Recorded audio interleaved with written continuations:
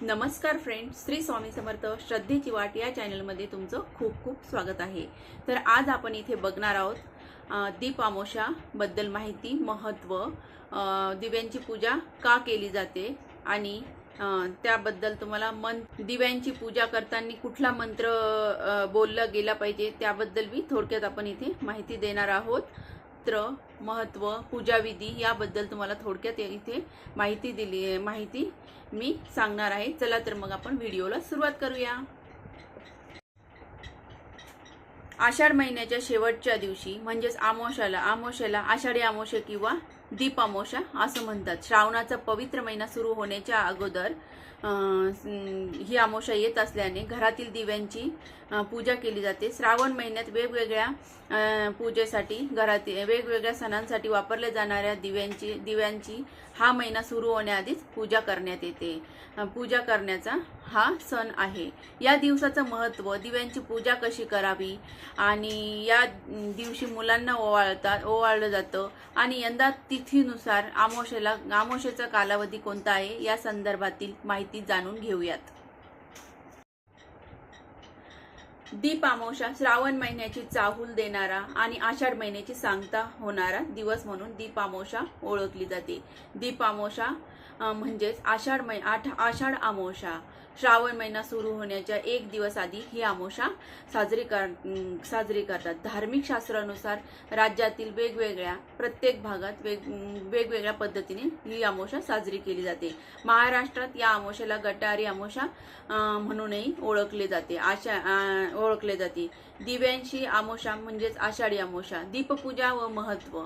आषाढ अमावस्येला दिव्यांची पूजा केली जाते। या दिवशी दीप पूजनाला अधिक महत्त्व दिले गेलेले आहे। दिवा हा मांगल्याचा, समृद्धीचा आणि चैतन्याचा प्रतीक म्हणून ओळखला। आपल्या आयुष्यात सुख समृद्धी येण्यासाठी दीपपूजन करून दीप अमावस्या साजरी केली जाते। तर आता बघूया दिव्यांची पूजा कशी केली जाते। तर दीप अमावस्याच्या दिवशी सकाळी लवकर उठून स्नान करून स्वच्छ कपडे परिधान करावे। त्यानंतर घरातील सर्व लहान मोठे तांब्याचे, पितळाचे, चांदीचे जे पण दिवे असतील आपल्याकडे छोटे मोठे ते सर्व धुवून स्वच्छ करावे। त्यानंतर देवघरासमोर पाट ठेवावा, पाट किंवा चौरंग ठेवावा।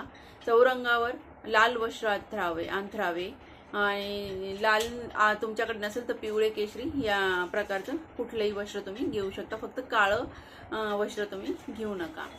वस्त्र अंथरावे। पाटासमोर रांगोळी काढावी। रांगोळी वगैरे काढल्यानंतर सर्व दिवे जे धुतलेले आहेत ते पाटावर व्यवस्थित मांडून घ्यावे। दिव्यांना हळदी कुंकू वगैरे वाहावे। दिव्यांमध्ये वाती वगैरे ठेवाव्यात। प्रत्येक दिव्यामध्ये वात ठेवावी आणि हळदी कुंकू वाहावे। त्यानंतर तिळाचं तेलाने किंवा तुपाने तुम्ही हे दिवे प्रज्वलित करू शकतात। दिव्यांना हळदी कुंकू, अक्षदा, फूल वगैरे वाहून दिव्यांची पूजा करावी। त्याचप्रमाणे तुम्ही या दिव्यांना पूजा केल्यानंतर गोडाचा नैवेद्य वगैरे दाखवू शकतात। जसं तुमची यथाशक्तीनुसार दूध साखरेचा नैवेद्य दाखवला तरीही चालतो। तर आपण या प्रकारे दिव्यांची मांडणी वगैरे करावी। धूप, दीप, अगरबत्ती वगैरे दाखवल्यानंतर, नैवेद्य वगैरे दाखवल्यानंतर तुम्ही मंत्र म्हणावा। तर मंत्र हा असा आहे, दीप सूर्याग्नी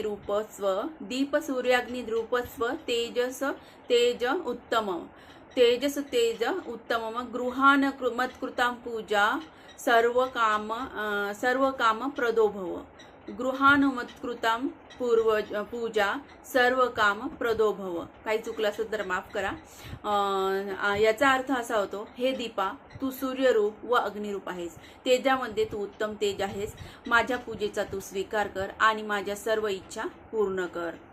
या पद्धतीने तुम्ही मंत्र म्हणावे। यानंतर तुम्ही शुभं करोति कल्याणम हा मंत्र हा जो मंत्र आहे तो पण म्हणू शकतात। शुभं करोति कल्याणम आरोग्यम धनसंपदा शत्रुबुद्धी विनाशाय दीपक ज्योती नमस्तुते। या प्रकारे तुम्ही पूजा वगैरे मंत्र वगैरे म्हटल्यानंतर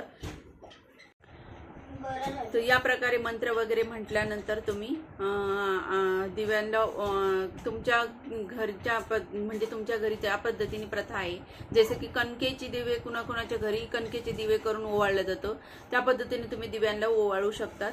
आणि तर मग जे दिवे आपण धुतलेले आहे ते दिवे प्रज्वलित केले तरी चालतात. आणि अशा प्रकारे पूजा करून तुम्ही दिव्यांची अमावस्या साजरी करू शकतात. तर मंत्र वगैरे झाल्यानंतर या दिवशी लहान मुलांना ओवाळण्याची बी प्रथा आहे, महत्त्व आहे.